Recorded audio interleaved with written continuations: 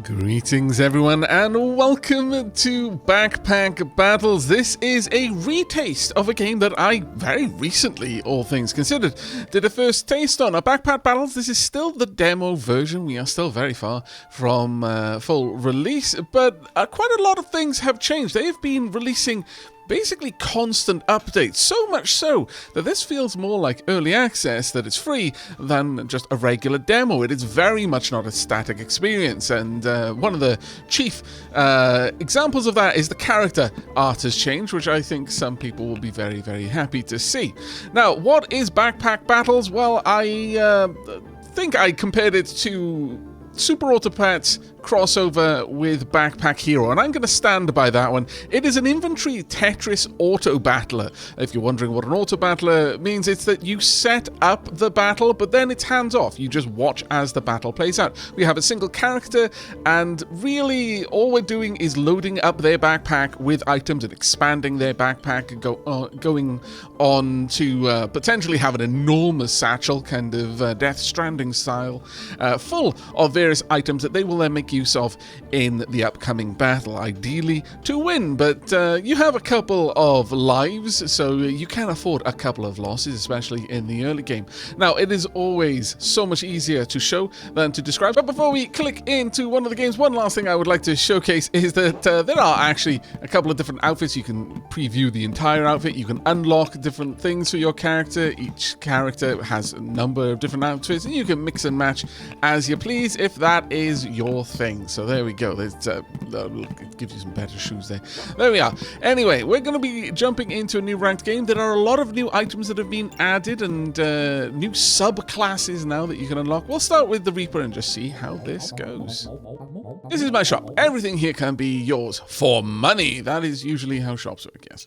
Okay, so early on, the Reaper now doesn't start with 2 fly agaric. They actually have a dagger, which is nice because it's a 0 stamina weapon, but we want a little bit more than that. I definitely want some garlic. We want things that are going to trigger in the backpack to cause the central backpack's kind of gimmick to trigger. The storage coffin adds 8 backpack slots. Items inside activate, or when an item inside activates, there's a 25% chance to inflict poison on the enemy. Poison deals 1 damage per stack every 2 seconds. Now, we've spent a little bit of cash, but we really do want to expand this out. I wouldn't mind going for a bit of a magical 0 stamina build. I always kind of feel like leaning into 0 stamina for the Reaper for some reason. But there are a lot of different synergy weapons that now that you can get. Everything you see on this screen can be crafted in-game by having the requisite items next to each other, and then they will merge after one battle. I'm thinking, sure, we'll pick up the broom. This has a damage of 2 to 4. Stamina cost is 0.9 per second, but the cooldown is 1.7 seconds. 1.7 seconds, sorry. The stamina cost is 1.5 each time it activates, so that works out to 0.9. It's nice that that calculates it for you and makes it very clear. Opponent misses attack, triggers an extra attack without stamina cost. So if the opponent has missed for some reason, then we'll get to attack for free.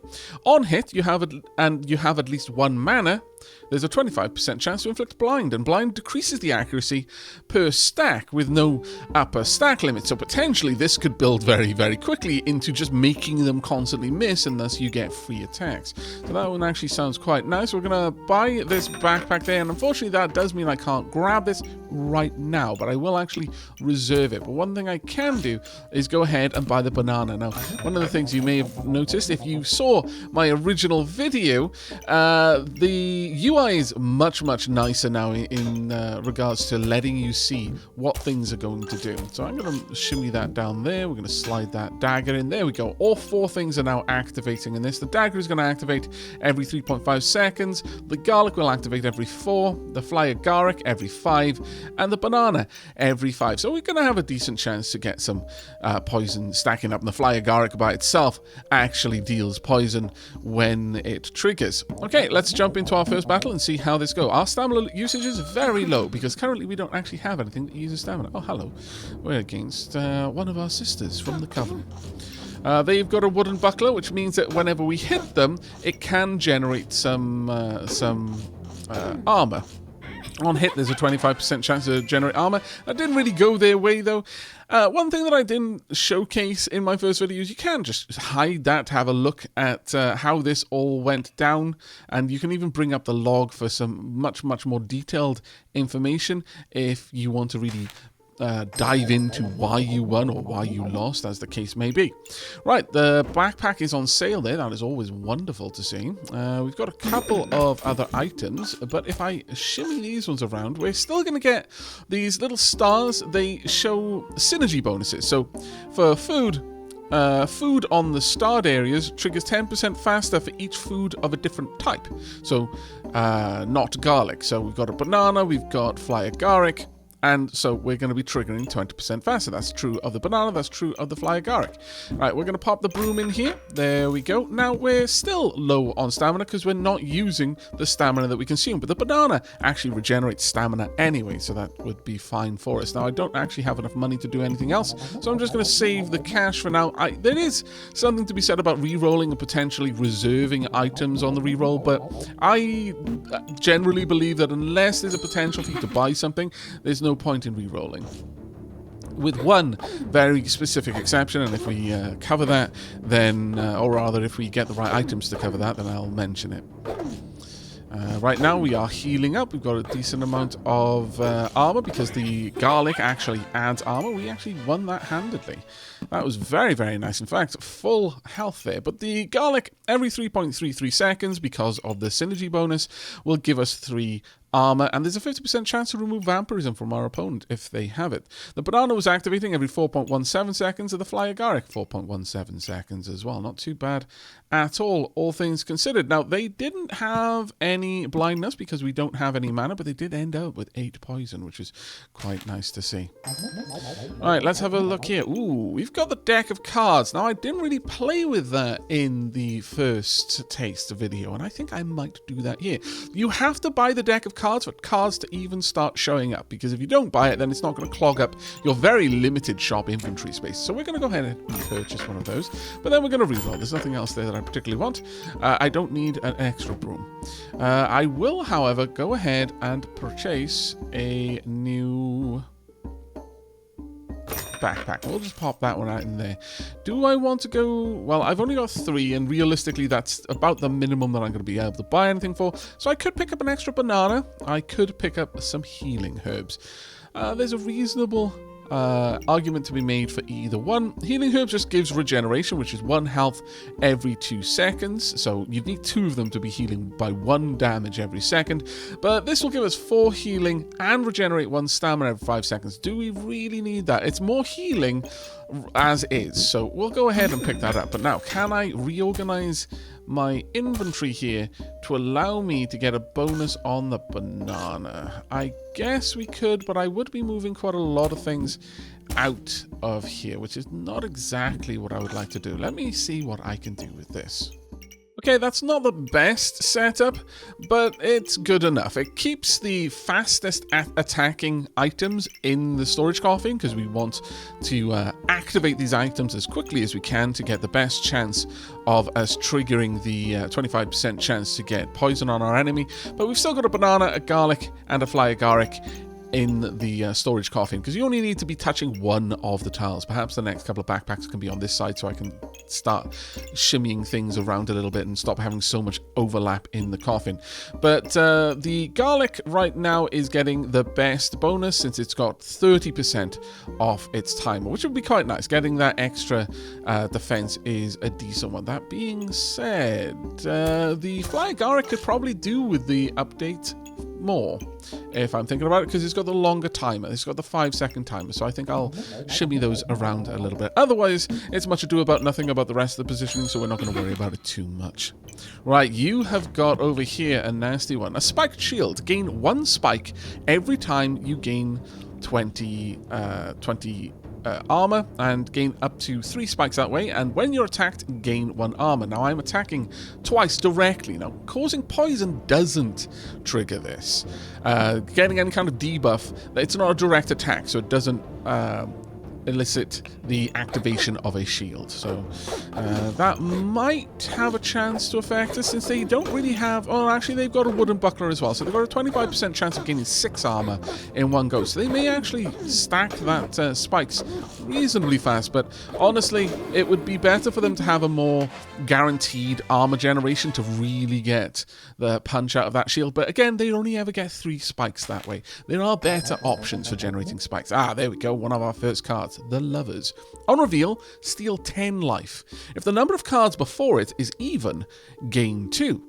Now, the nice thing about our deck right now, the way the deck of cards works is playing cards that are connected to it. You'll notice the star, it always triggers the next one along in that row, moving along the star. So it does have some positioning restrictions. But after 1 second, it reveals the next playing card. And then after 1 second, on reveal, the next playing card will be revealed after 1.5 seconds. And it slowly moves down the entire deck that you have. So this... Using the playing cards can take up a lot of space, but they're quite powerful, especially some of the later cards. Now, the beautiful thing about this one is 0 is considered an even number. I'm not really sure I've ever thought about 0 in that way before, whether 0 itself is even or odd, but now I have, and it's an interesting idea.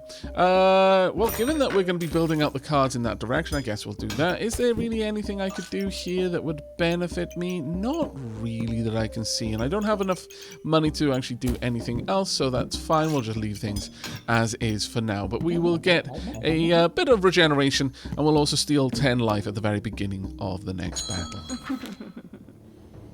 And we watch for that, and we should see pop. There we go, straight down to 40. And we've got 2 regeneration now, so we're regenerating 1 health every second on top. Though it looks like both of us have got a decent amount of regeneration going. However, they don't appear to have any kind of mitigation for poison. So if I can just keep stacking that up, it will eventually win me the battle, because they've got no way to get rid of it. That being said, they managed to pull me down a little bit faster. They were doing a lot of damage there. So having a look at their items, they've got the carrot, cleanse a random debuff. Ah, that's how they were getting rid of the poison. I was thinking that should have stacked up a bit faster.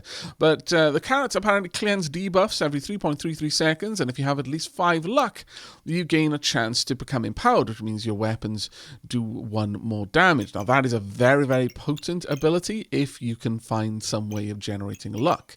They also had the Walrus Tusk, does nothing other than at the start of battle gives you 1 spikes. The Goobert over here, blessed Goobert, every 5 activations of the starred items, so there were these items around, will heal for 12. So that was honestly how you stayed in the battle. But well done on the victory. Right, okay, so you know how I said that it is almost never a reason to rotate if you don't have enough money to buy on the next thing. This is the exception, the customer card. I will buy it for 4, and we're going to pop it right in there. That one is going to be an important one in a bit. Now, do I want another Fly Agaric? I kind of do, because I want to try and stack more damage. Now, this customer card increases the rarity of 1 item in the shop every time it refreshes. You can have multiple customer cards, and it will trigger on more items, but obviously, as there are only 5 items in the shop, it'll only matter 5 times. That being said, I think it can actually trigger on an item that has been upgraded, so potentially you could end up with a double upgrade on one of the items there. So that one just got an upgrade for itself, and we've now got the Ace of Spades. On reveal, your next hit is critical. If the number of cards before is odd, gain 1 luck and 2 spikes. Now, we can afford this, we can afford that. What would give us the best return right now? I think would be this. So I'm going to mark the Ace of Spades as reserved by right-clicking, and I'm going to place this fanny pack down here. Adds 2 backpack slots, but items inside trigger 10% faster. Now, I'm going to quickly pull all my items out. Tunk. There we are. And we're going to reorganize everything. Okay, there we go. We've one of the Fly Agarics and one of the bananas are outside of the chest, but again, I'm maximizing for the fastest triggering items, so the cooldown on the broom means that we very much want it in there. Also, I've got a Fly Agaric down here as well as a dagger, so they're both in the fanny pack and in the storage chest, so the effects of both will trigger. Now, keeping the customer card in your inventory is not always possible, not always worth it, because it does nothing in battle. Right now I've got the space, so we'll leave it in there. But there will come a time when that might not be the case. Now, I'm tempted to secure the box of riches as well, as this will start generating gemstones. However, one word of warning I will give is that gemstones have been massively nerfed versus where they were in the first taste. They're not as game-breakingly powerful as they used to be, and having both the deck of cards and the box of riches means that you're going to be seeing a lot of items showing up that you might not want to buy. Nevertheless, I do think that the gems are still a potent item, so I will reserve it, but we don't have a lot of room to play with. Now, we're going to leave the customer card in here for now, but we'll probably, especially if we're getting gems, soon start leaving the card out of our backpack when we go into battles. So that's when it's worthwhile doing the reroll while you've got your card in your backpack for the shopping portion. Just take a gem out, put the card in, then reroll the shop to get the rarity upgrade. And then if you've got like 1 gold at the end of it, go ahead and roll it, then take the card out, put the gem back, so on and so forth. Wow, the enemy is doing a pretty good job here. However, we managed to win. That actually happens more often than not with poison builds. The poison is deceptively powerful. But they had a good build-up. They actually managed to get all of the spikes that they could have, and despite having 2 carrots, the fact that we've got 2 fly agarics and all of these items triggering the storage coffin, we were able to overwhelm their ability to get rid of the debuffs. Still, that could have been that was way too close. It could easily have gone their way, so we kind of want to upgrade that a little bit, get a little bit more security. Right, we're going to buy... I am going to re-roll this one and see if we can't get a backpack, because I need a backpack for the cards. There we go. We will grab you, and I shall place you right down. But it doesn't really matter where I put it at the moment, since I haven't got any other cards to go ahead of it, so that's fine for now. We'll keep this in reserve. I could pick up another customer card. I very rarely make use of multiples, but it's on sale, so there's no reason not to. Once again, I'll re-roll it anyway, and we've got another good card, a Hollow Fire Lizard. On reveal, deal 10 damage plus 4 damage for each card before, and gain 8 heat. All items trigger 2% faster per stack. I gain 3 heat. 8 heat would be absolutely ludicrous. At this point, I'm reserving too many items, and I'm feeling more inclined to go hard on the decks. So we're going to reserve the Hollow Lizard, and I'm going to let the Box of Riches slide on by. Right, there we go. We haven't really changed anything. You'll notice that the cards have different animations now as well. Like, if we swap these around, you'll notice these are no longer glowing or brightly coloured. Brightly coloured means that they are actually going to trigger their number of cards effect. So that's on an even number of cards, that's an odd number of cards, so on and so forth.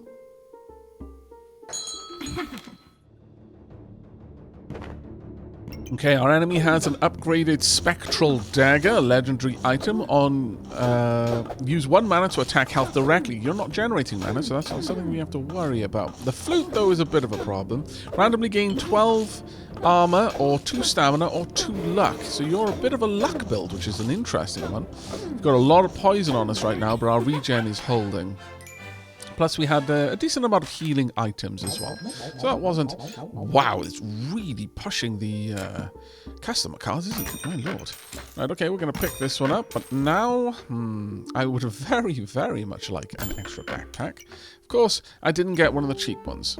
It's a shame, but we can still roll in hopes of finding something better. Now, this is a much better way of gaining spikes. Every 4 seconds, you gain 1 spike and heal for 8. We are reserving that. It's also on sale, which is absolutely bonkers good. However, if I want to use these cards, I'm going to need to do a bit of reorganizing. Okay, this is far, far from an optimal build, but it's the only way that I could really get the broom and the dagger into the backpack and also on the fanny pack, which I may as well do, whilst having enough room for the cards. At this point, we have enough cards that we need to be able to make a turn, which has certain dimension restrictions on it. But if you can see a better way of organizing this, then do let me know down in the comments below. While you're there, if you want to let St. Algorithms know that you've enjoyed enjoying what you're seeing and you want to see a bit more, you know how to send the message with those lovely buttons. But with that all said and done, we will re-roll one more time. And wow, we've got a lot of cards. Okay, we're going to reserve quite a lot of things. This is not a good way of doing it. I'm going to kick myself because I'm going to say no to that. Reserving more than 2 items is rarely ever worth doing, in my opinion. But I'm going to do it for this one, because I actually do want the white-eyed dragon, and an extra regen would also be very nice. But the legendary pineapple, that does not come up very often, and is absolutely worth us taking. Now, we've got a lot of speed here, thanks to the heat as well. We've got a cooldown of only 1.46, so less than 1.5 seconds there. And every 3 seconds on the dagger, the Fly Agaric is 4.29. This one is 3.93, sub 4 seconds. I'm very impressed. Very impressed. I should imagine we're going to comfortably secure a win here. However, you've managed to blind me because you are generating some mana. They have got gems there, and those gems are about to merge. Aha, right, okay, so we are at the midway point, and we are now able to select our subclass. So we've got the Vampirus, the Hexblade, and the Witch. The Vampirus, at the start of battle, gain 2 vampirism, and weapons in the 5-starred locations steal 20% life, your healing is amplified by 25%, and your poison steals life through vampirism. We've got the Witch. Every 3 seconds, inflict fatigue damage. That's what kind of happens at the end of combat. It's kind of like a sudden death round. The fatigue damage continues to mount and is unblockable. On debuffed, 30% chance to inflict the same debuff. So if someone afflicts me with a debuff, there's a 30% chance it might get mirrored back onto them. And the 2 start items trigger 150% faster during fatigue. So in sudden death, those items become even quicker. And then finally we've got the Cursed Dagger. Triggers an extra attack if the enemy gets stunned. We don't really have any way of stunning someone right now, so that wouldn't really apply to us. But on hit, inflicts 2 random debuffs. And this and any starred items have a plus 1% accuracy and plus 1% crit chance per debuff on your opponent. So if we were going a very heavy debuff build, this would be the best one. But we're going to take the Witch. That's actually on sale right now, so we'll get it for a little bit cheaper as well. And then we get back our reserve that. Wow, okay, so now you give me something that does stun. That's rude. Rude when I've already passed up the dagger.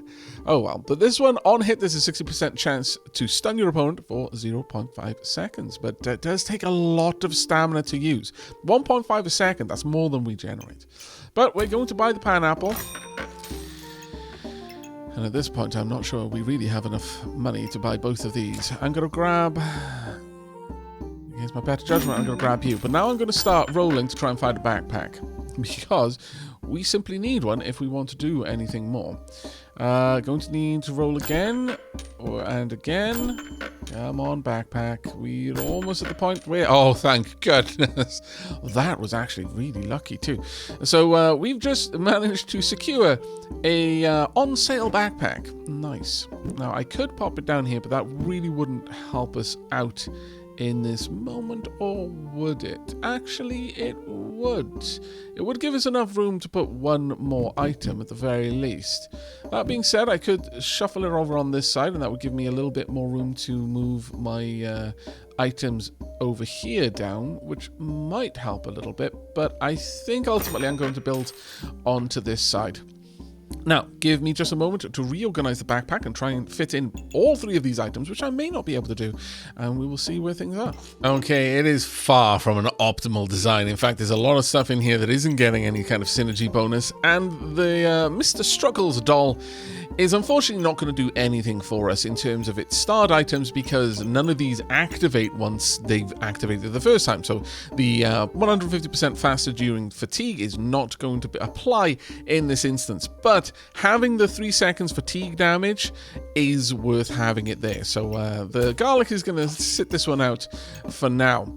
Now, I've swapped over my reserve from the lovers to the white eyes blue dragon. In fact, I might actually keep both of them, but I definitely want to try and take this one up. Gain 12 armor plus 5 armor for each card that came before it, with 3 freeze damage as well. Freeze causes all items to trigger 2% slower per stack on the enemy. So if we can get a lot of those freezes in, then we'll really be able to slow an enemy's attacks down while speeding ours up thanks to the Hollow Fire Lizard. So let's go ahead and jump in. Again, a tarot deck build is an awkward one just because of the way you always have to basically have 3 tiles in sequence to activate the next card. But there we are, we're already starting to stack up the fatigue damage over there. Now, it is increasing. You'll notice the fatigue damage is going up, so the longer this battle lasts, the higher that damage goes. We may even win this one. We did, with 1 hit point left. Now, that's interesting that I dropped the garlic, because I was thinking, at this point, there's a chance that, at least against Reapers, that they will have the Nocturnal Lock Lifter, which means that they're going to be vampirism focused. Now, we kind of want to take that vampirism away if we could, so the garlic is nice because it has a chance of doing that. But at the end of the battle, they had loads more poison. They did have spikes, but we had 8 of them ourselves. They had a lot of mana, which was actually quite nice, and they're going to merge that dagger over there. But they did have 3 stacks of cold, which worked to our benefit, and we had 3 stacks of heat. Wow, okay, they're really, really going lover focused, aren't they? Okay, well, I'm going to grab this one. And then we're just going to start rolling and see if we can't find ourselves another bag. Sadly, a little bit too expensive for us. We can't grab that one just yet. Wow, Goobert is on sale. Now, Goobert is a very nice one to have, but it takes up so much room. It is painful. That said, we could give Goobert our Fly Agaric and merge them together to make a Poison Goobert. That is not a bad play.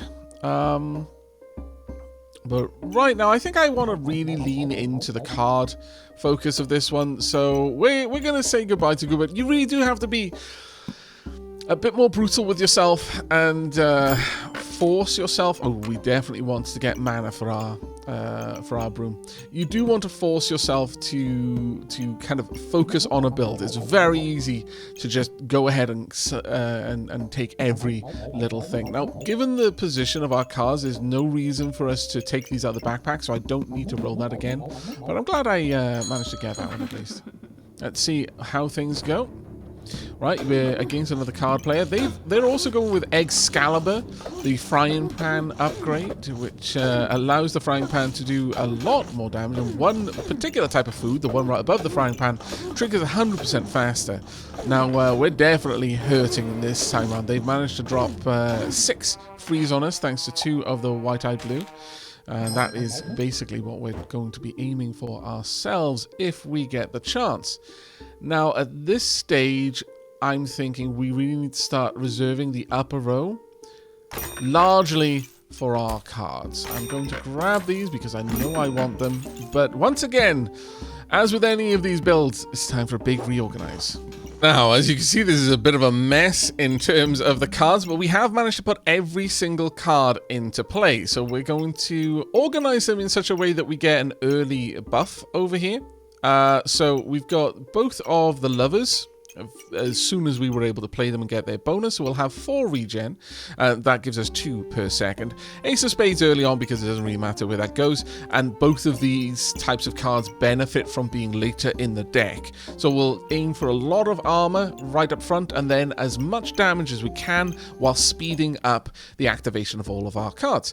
Now, or rather all of our parts. Now, again, as a result of this particular build, we're ending up with a lot of just random space that we can put the customer cards into, so we're not having to re-roll nearly as much as I was expecting. But unfortunately, we have dumped one of our heals. Now, we've got the pineapple, so that isn't as brutal of a give as it would have been otherwise, but we're also saying goodbye to some of our poison potential, which, again, is a bit of a nasty one, especially since these 2 cards aren't going to benefit from the storage coffin. But hopefully we can get some more backpack pieces, and that is going to help us moving forward. But let's see how we fare. Now, we're going to pause this up quickly and just have a nice look. Actually, I'll allow the first start of battle things to trigger. Now, they've got the Claws of Attack. Attacks 5% faster for every spike they have, and they've got Pineapple. Nice build. After 5 hits, it gains an Empowered. This is going to be brutal for us. They've also got the Jinx Torquila. The items in front of it in a conal shape. It's a shame that when I hover over these, it doesn't show me what items they're interacting with. But items in a conal shape attack 5% or activate at 5% faster, up to 40% every 3 seconds. That increases. So these are going to get even fat. This is going to be brutal. I don't have the most hope with this one, I'm not going to lie. The Shield of Valor, 35% chance on a melee attack to gain 8 armor and remove 1 stamina from the opponent.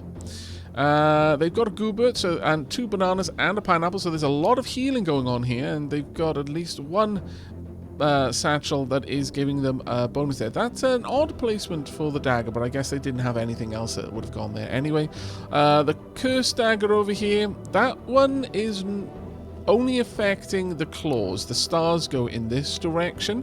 So the starred items will get a bit faster for each debuff. Are there many things that are going to be applying debuffs to me? Well, here obviously will be, in the Fly Agaric over there. But other than that, there's not actually too much that's going to be applying debuffs. So we should be okay, at least in terms of their crit chance. That being said, we've already got a freeze on us and a blind. Where is they generating the blind from? Let's have a look through here. How are you generating blind? Oh, reflection was going on. Nevertheless, we did manage to win that round, which I'm quite surprised by. But I think part of this was reflection. On debuffed, 30% chance to inflict the same debuff. So they ended up with quite a lot of freeze over here, but let's have a look through. So the weapon was just increasing damage. Did they have anything, or have I simply misunderstood the way that debuff works? Does this cause any debuff on them to be reflected on me? That's rather awful. If that is the case, that is a massive penalty to me. Nevertheless, we actually ended up with a lot of heat, and they ended up with a lot of cold. But we got that initial cold straight away, which was a bit of an interesting one. We did manage to drop 2 blind on them though, which was quite nice. They were they removing debuffs? They may have been. Garlic doesn't though. Let's have a look through here. I like to try and understand what was happening, but no, I can't make head nor tail on how these debuffs ended up on our side, or if they were cleansing their debuffs. Nevertheless, I'm pretty happy with that one. If you do understand what went down there, then do let me know, because I feel a little bit dumb for not being able to work it out. Right, we're going to pop a backpack over here. Finally, we're building out on this side. There's nothing else that we want in here, so let's have a look. I will happily take a white-eyed blue dragon.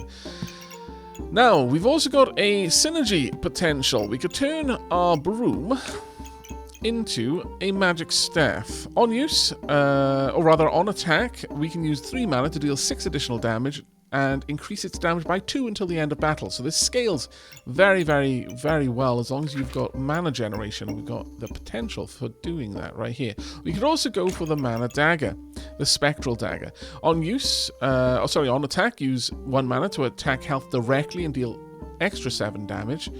I don't think we want that one. I think we want the scaling from the magic staff. And to make that work, we're also going to purchase...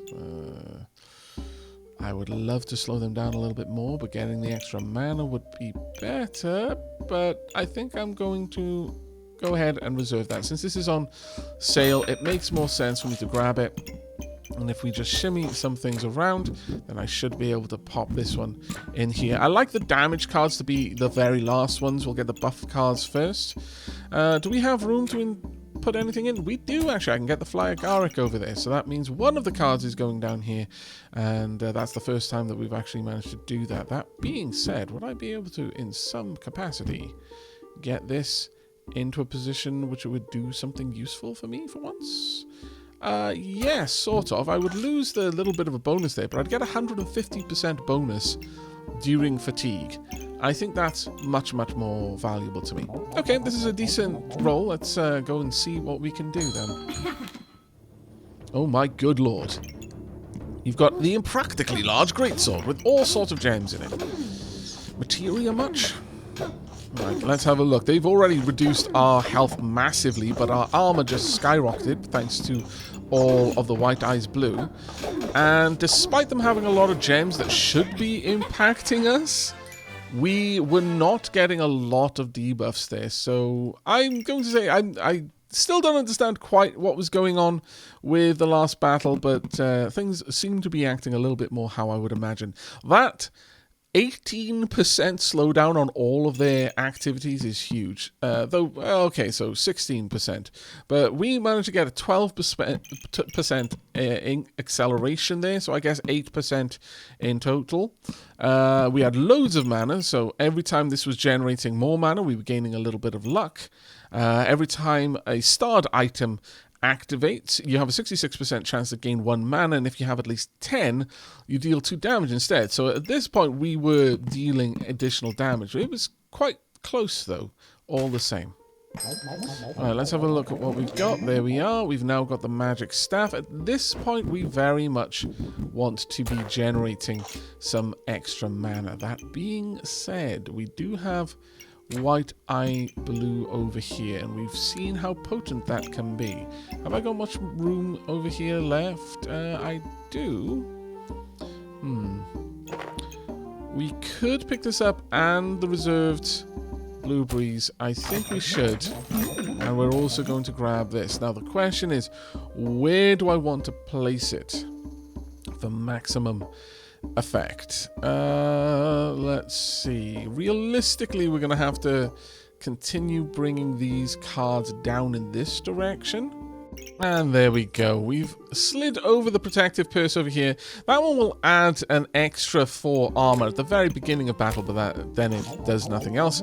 And as a consequence, we're no longer going to be rolling with these active in the backpack at the start of the turn, so I do want to spend all of my gold at the beginning. Ooh, we found the Darkest Lotus. Generates 3 mana plus 3 for each card before. For every mana above 10, remove a random buff from your opponent instead. That is quite powerful.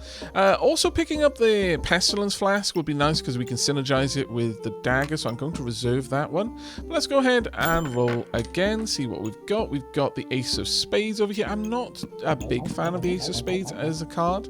The Book of Light is always wonderful because every 3 seconds it cleanses 1 blind and heals for 8. And if you've got 10 mana, you become invulnerable for 2 seconds, but you can only do that once. It's actually a very powerful card, so I will reserve that one as well. At this point, we don't have very much more room for adding any extra cards realistically, but nevertheless, we'll try our best to slide stuff on in. I'm going to place this one down there, and I think that is our lot. So I can keep at least 1 card in the deck for now, or rather in the backpack. But let's jump into the next battle and see how that goes.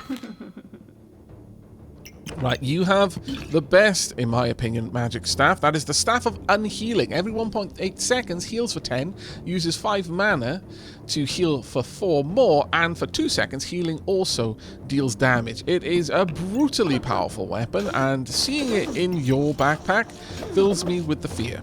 We've already got 9 poison, but we are stacking our buffs relatively quickly, and we've just got a bunch of healing and slowed them down enormously. So this is probably going to go our way. That mid-game massive dump of armor is really helping. Now, we have won. That means we can choose to take the win, and we'll increase our ranking by plus 14, or start survival mode. Now the amount of rounds left, it's always to the 18th round, so depending on how many rounds it took you to get here, you might have less to survive or more to survive, but this will also give us 1 heart back, but we can potentially gain a bunch more standing as a consequence of it. Now we've got a fanny pack, which is always super worthwhile taking, and I'm going to place this one here. It took me an inordinate amount of time to decide on that. Right, we're going to buy the Lotus first. The Pestilence Flask will have to wait for us. And now that I've done that, I will just go ahead and re-roll and see if there's anything that really jumps out at me. The healing herbs, I mean, they're not too bad. They're a nice slot filler. But there's better things. Let's keep rolling. We've got another white-eyed blue, and we're seeing just how powerful stacking those can be. So I'm going to reserve that one, and then we're going to spend the rest of them. Wow, really? Darkest Lotus as well as a mana orb? My lord. Okay, well that one's on sale, but there's only really one thing I would merge it with, and I want the Pestilence Flask for that, so we're not going to do anything with that, but wow, I've got so many things reserved now. That actually hurt a little bit. Okay, this is going to require an enormous reshuffle, so... Okay, at this point we're starting to reach critical mass, and I'm starting to bust out, having to bust out the tricks to trying to fit in as many cards as we can. We just about got there. I can afford to have one customer card in the backpack, but we are having to say this banana and leave this banana and customer card out though. But more or less everything that we need to happen is now happening in the backpack, and very, very soon we're going to be able to upgrade the dagger, hopefully on the next turn. But we've now got 4 White Eyes Blue Dragons, we've got 2 Hollow Fire Lizards, and 1 Darkest Lotus right at the end of the deck. Now hopefully at this point our enemies will have had an opportunity to build up a number of buffs on their characters, so this is going to be able to steal a decent amount out, especially because our blueberries will have had time to start building up some mana. That being said, the magic staff is going to be consuming that mana as we go, so it's not going to be as potent as just having mana generation without any consumption up until the Darkest Lotus. But if you are in a position where you've not got a mana hungry build, then generating lots of mana and then dropping the Darkest Lotus would mean in mid game you could reset your enemy's buffs, which is actually quite powerful if against the right sorts of builds. You are very potion heavy and also decently gem heavy, though considering this late stage I'm not seeing very many highly merged gems, so these are probably late game purchases. I don't tend to go for the jewelry boxes or the deck of cards late game. These are things that I will get in the early game, and if I can't, then I don't bother, because they really do need some time to ramp up. But that was a fairly comfortable win for us there. Very happy with that. We're going to grab the Pestilence Flask. That's going to mean that we still can't take the Book of Light. Now, of these two, which one I like? Well, right now, we're struggling just to be able to fit things in our deck. So I'm kind of thinking we may want to say goodbye to one of these. The Darkest Lotus, I'm going to say this could be huge, but it's one of these things that needs a lot of time. So I think that is the deck, the card we want, and we just won't worry about the Darkest Lotus. We'll close, we'll unreserve the Darkest Lotus. I will pull this out, move this card in so we're getting the double roll. There we go, and that is why we do it. Alright, so this would allow me to have one extra card in the deck as is, but to really get the most bang for buck out of this, I would need to be a little bit more conniving with the way I place my cards, but this will do for now. Let's shimmy you down. Sadly I can't purchase you. I was hopeful that I was going to be able to, but alas no. Instead I'm going to put the banana in, and I'm going to place in that blueberry right there. That's actually not a bad use of that space. The gym bag backpack, if we have a look at that, the stamina sack adds 3 backpack slots and 1 maximum stamina, which is why our stamina has been going up. It isn't based on time, it's based literally on what bags you put in the backpack, and this run has been really bland. We've had a lot of bland 2x2 backpacks. This is very uncommon for me. Usually my backpack is a patchwork of the purses, the stamina packs, and the fanny packs, honestly. But at this point, we've still got quite a lot to roll, so I could go ahead and do a couple more rolls as well whilst we've got the cash to do it. That is too cheap for me to say no to. We don't need another Hollow Fire Lizard. I'm just going to say no to that one. And let's see. There was nothing really there for us to grab in the end. Never mind. There we go. Right, let's jump into the next battle and see how this one goes. got an extra healing potential here. You've got a lot of vampirism potential. That is kind of scary. You've also got an upgraded dragon. You've got the ruby whelp, which means that you're going to be doing a decent amount of indirect damage to me. That being said, we've already passed our mid-stage armor buff, and we've managed to strip most of your buffs away. That was actually quite beautiful. If we have a look here, I was a little bit blinded. We don't really have a very good way of getting rid of debuffs on our side, but we had 4 regeneration, 1 luck, 8 spikes, 6 heat, 3 mana towards the end. We had dropped 12 stacks of cold, 12 stacks of poison, and just wiped out all of the buffs there. That is beautiful. Okay, oh, another stamina pack, perfect. And we've got the poison dagger, which means I can slide that one back in there. Okay, let's see what we can do with all of this. Okay, there we go. With some wiggling around, we've managed to get the other Lotus in there. At this point, this is going to be dumping a lot of mana onto us and really wiping out whatever buffs the enemy has left. If we wanted to go for triple Lotus, I don't think it's possible for someone to have enough buffs. Maybe in some very edge cases, but there's no reason for us to go for any more at this stage. Double Lotus with a deck this large is going to massively impact our enemies. We can go ahead and re-roll once more. I think I'll reserve the protective purse. Sure, there's no reason not to at this stage, but we're going to have to leave this banana out. One day we will get the Book of Light, but let's go ahead and jump in. We've got 4 more rounds to survive, and as long as we win one of the next 4 games, we've won. We don't actually, it just says survive, not win, and that's a very important distinction to make, though we are losing a lot of health there. Thankfully, we're starting to stack now our armor, but we're already quite low on health, unfortunately. And the moment that armor's gone, ooh, that was close. They were doing some really good damage. Look at this builder they've got. So many arrows. The arrows are quite nasty. The next attack hits twice after the weapon crits, so a crit build over here, definitely. How much luck did you have? Not very much after that Lotus took it out. I should have really peeked in there. But the Ripsaw Blade with 3 gems in it. Now, this is a good gem build. We've got a lot of upgraded gems. Some of these were probably purchased, considering you've only got 1 box of riches, but they've likely had that box of riches for a decent part of the game. Removes 2 spikes and 2 regeneration from your opponent. Notice how we've got neither of those, despite that being a bit of our build. The Ripsaw Blade is rough. It doesn't upgrade into anything, but by itself, it's very, very dangerous. So that was a potential run ender for us, but we managed to come through in the end. Right, I can't say no to you for obvious reasons. That being said, let's have a look down here. Sure, we can pop that in. There's a little bit of jiggery-pokery we can do over here. Is this time for the Book of Light? Is it now? Or is it more? Yes, it's always going to be more defenses. But the way we're going to do this is we're going to just slam these down here. There we go. And then this one can point downwards, not up. And then this, it doesn't really matter which direction that's pointing in, since I can't really do much more with it. But that gives us a little bit more. It's just snaking it away around the magic staff.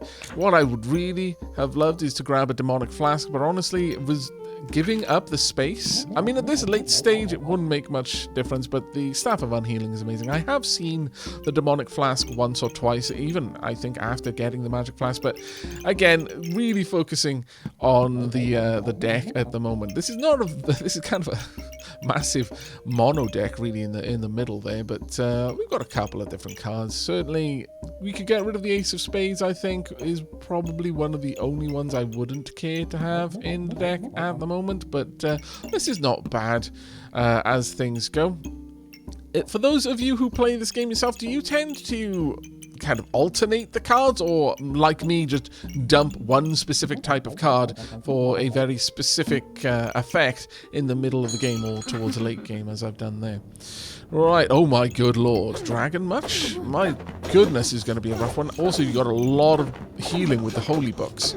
Okay, this is going to be a legitimately tough sell. The amount of speed they have there.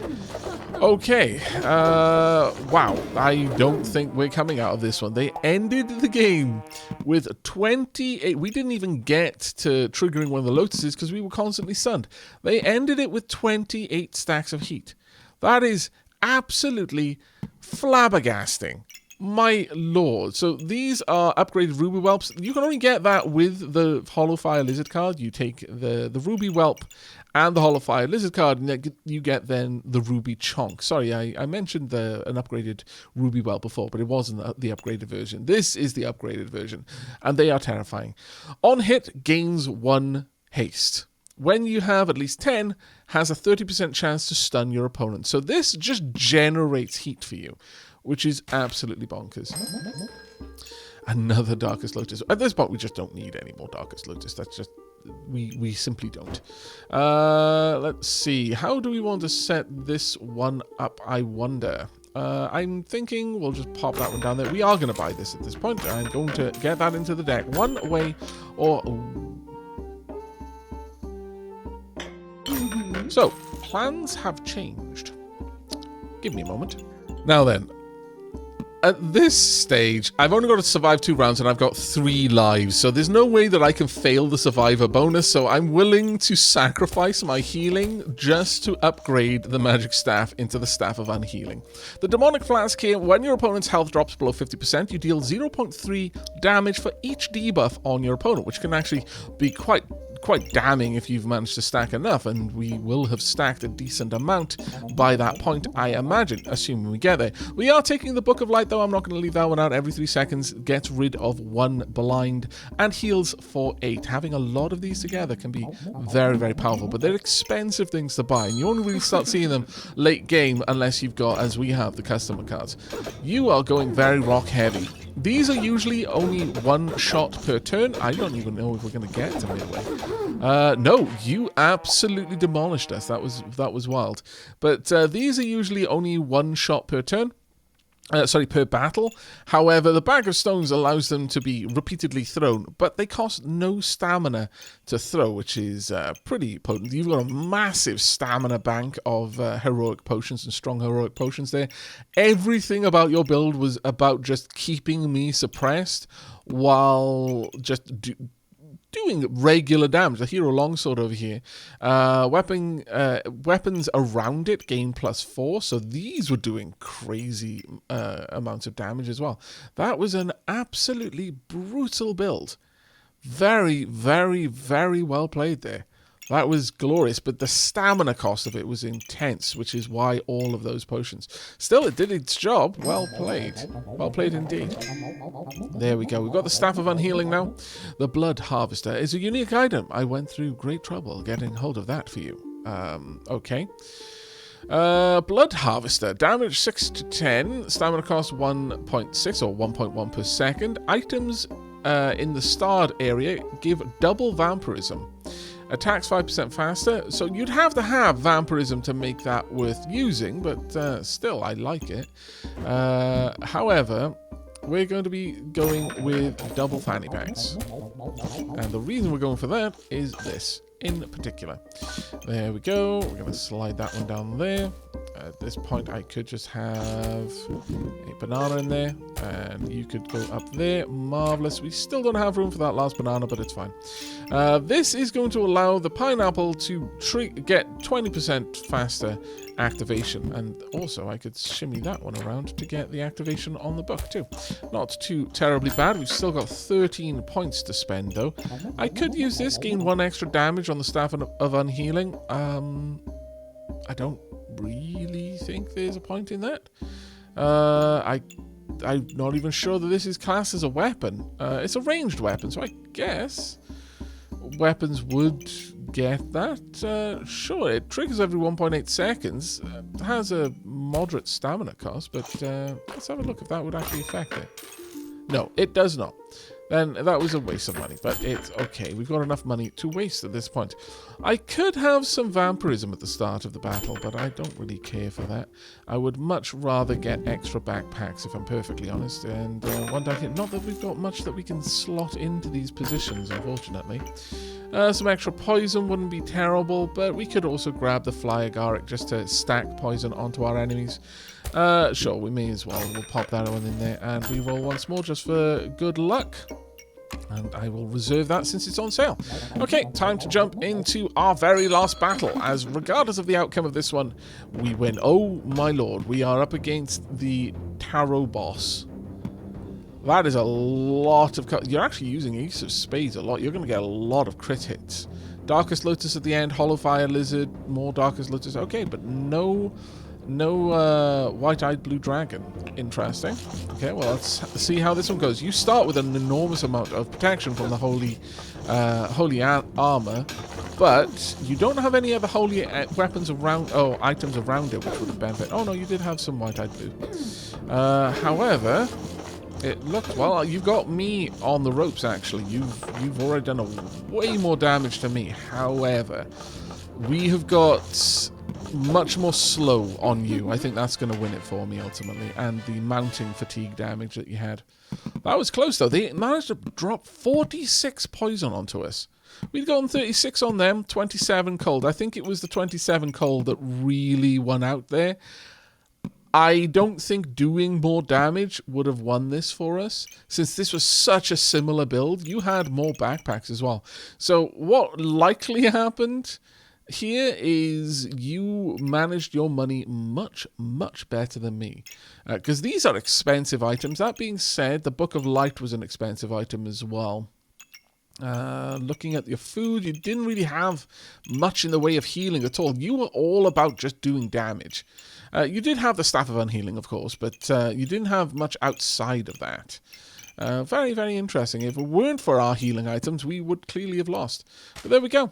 Round 1, survival bonus. We had 2 tries left, and that does get added on, and 22 added onto our score. But that is going to be it for this second taste, if you like, of Backpack Battles. Don't forget, you can pick this up for yourself. The demo is available on Steam, and you can look in the video description down below for a link to it. And if you play this and enjoy it, then consider wishlisting it as well, as each click on wishlist is basically a vote of confidence for the algorithmic gods. And speaking about the algorithmic gods, whilst you're down in the video description, consider clicking on one of those lovely buttons if you would like Saint Algorithmus to recommend these kinds of videos to you again in the future. But that is going to be it for me. Thank you very much for joining me. I hope you had fun, but until next time, do take care.